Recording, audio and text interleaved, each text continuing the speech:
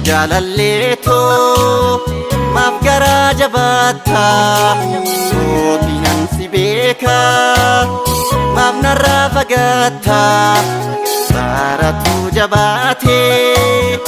kan hongeen ammaate durus keessa baana yoo fayyaan jiraate hiyyummaan xuriidhaa qama keessi faala namni seenan beekne gadummaan si laala hiyyummaan xuriidhaa qama keessi faala namni seenan beekne gadummaan si laala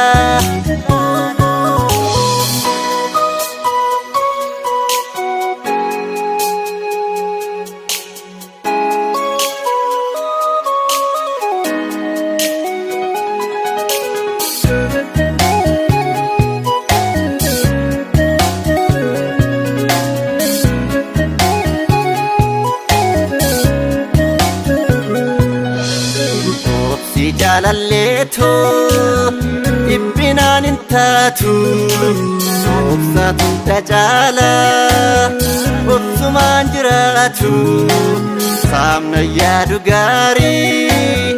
inna yaada meenya ayyaa keetin booni isaasiif qabeenya waalumaan jiraanne badis gaaris baanne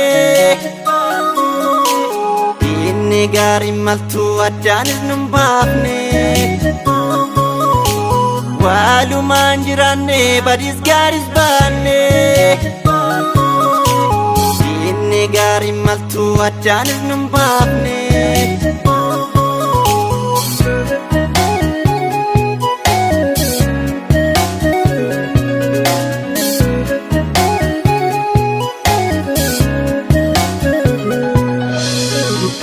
Lani garato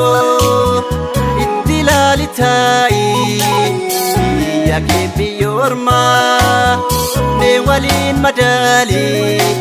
yoo narra adeemu qoqobbiif aflaattu onnee koof sammuun koo si obsuun dandeessu erga deemuuf kaatee beenusiin gaggeessa jaalala keetini sobseenuuf jabeessa erga deemuuf kaatee beenusiin gaggeessa jaalala keetini sobseenuuf jabeessa eega kulaniitoo waa'ee koofi yaadiin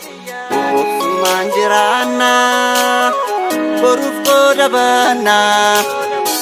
jabaadhu kullee anarraas fagaattu aan waliin tarsiifne yoomilleen dagaaddu si gaggeessee galee kophaa koo jiraadha obummaan namiitu sobseetan jiraadha si gaggeessee galee kophaa koo jiraadha obummaan namiitu sobseetan jiraadha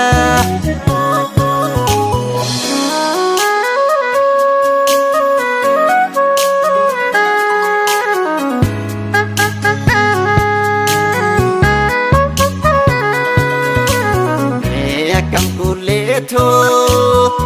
nagayaan abdaami obummaan namiidhe hin dandeenye ani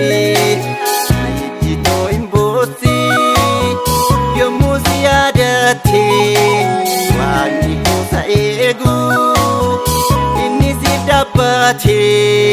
biyyoormaa kan ormaa biyya kee hin taatu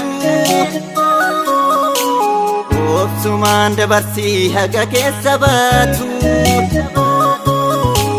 biyyoormaa kan ormaa biyya kee hin taatu obsumaan dabarsii haga keessa baatu Kosifeti hedduu si ilaalti adda fiina kottu dirqama kooti ati anis jajjabaadheen hojjedhee si eegaa hiyyummaaf rakkoon tun akka taartu beekaa namni obsa qabuuf gad jedhee jiraatu